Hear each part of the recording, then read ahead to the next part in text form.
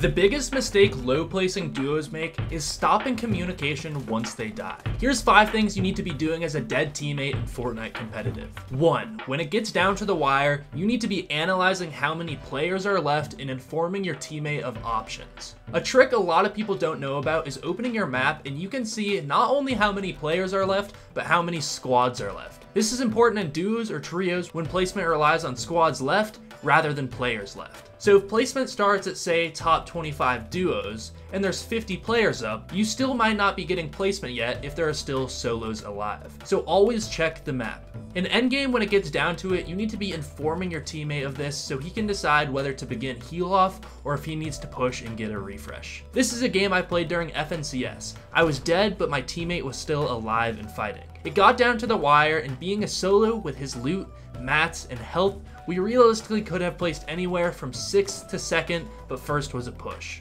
While he was focused on the game, not getting shot, I was telling him the squads left. 4 squads left? I told him once he hit the top 3 teams left, to let the other squads fight and heal in zone just to get that top 2. And once he was in that top 2, he might be able to get a shot on a weaker opponent instead of fighting 2 more equipped opponents.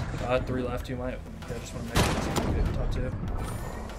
Alright, second place, nice. But even regardless if he wasn't able to get the victory, he was still getting another placement worth of points instead of pushing into 2 more teams and possibly dying a place earlier, not getting those placement points. Since I was dead, I was making sure he knew he had white meds and the option to stay in Storm instead of the instinctual ability to just push towards safe zone. 2. You need to be marking zones for your duo.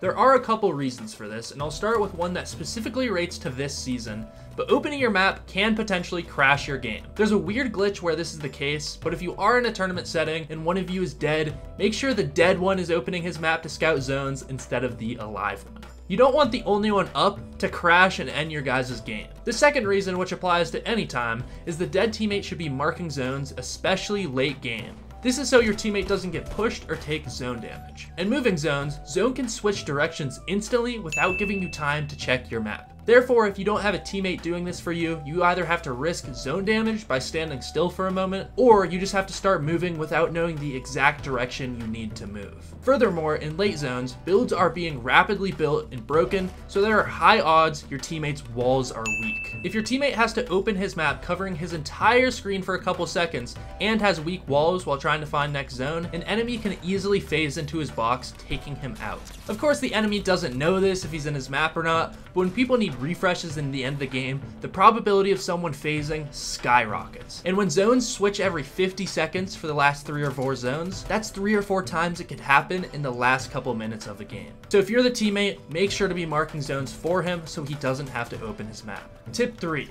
As a spectating teammate, you need to be looking for meds. During endgame, it can get very hectic and your teammate might not see every loot pile. So you need to be looking for ones, especially with white meds. Since a lot of stat games come down to heal off, your duo might need to go back into Storm to find more white meds to win. Plenty of times the other team in Final Zone might have a full stack of medkits, or maybe even 2. That's why it's vital to be going back to old bodies to heal up. The person alive needs to be focusing on who's on height, where are enemies located, building and editing, not on old loot that might potentially help later. All those things that might potentially help is your job as the dead teammate. 4. Inform him of his mat count. Many people know this, but building off the last tip, your teammate has a bunch of other things to focus on. That's not to say material count doesn't matter. In fact, it's one of the most important things mid-fight or during endgame. Although since it is a small UI number on the side of the screen, they're not as aware as you might be as a spectator. But a big part of this is don't over communicate and flood comms with mat counts every 5 seconds. Do it every once in a while, or if you don't think they're paying attention. Give them a heads up on how many builds they have left and of what material. Having 20 builds left of metal is way different than having 20 builds left of wood.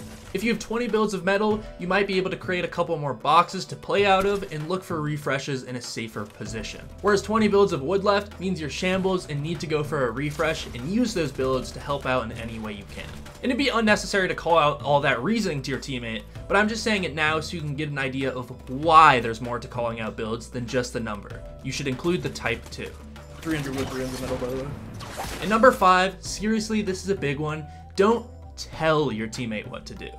Like I said at the beginning of the video, give your teammate options. I told my duo that he had medkits and could play heals in zone to place higher, but that was just an option and it's wildly different than telling him to do that. He could have played to try and win from behind, instinctually going to safe zone, and that would have been fine. But he made a choice with all the information provided, which I think was the best option. You need to trust your teammate that he will make the best decision for him since he's the last alive. And sometimes he might completely ignore your options and just play him, and that's fine too. The last thing you want to be thinking about when clutching is if there's an "I told you so" coming after you die, or if your teammate is just giving you an ass call. So don't tell them what to do. Give them options so they can decide.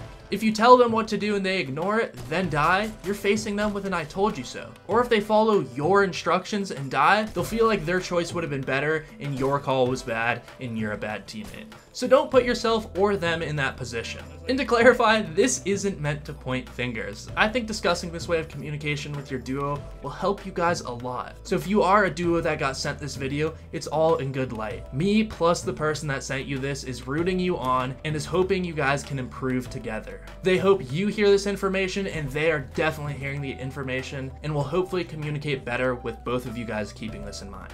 So if you guys like these tips, please invest in the channel. I'm only at 11,000 subscribers and I think I provide some pretty quality videos. I also have a creator code if you want to support my crippling V-Buck addiction.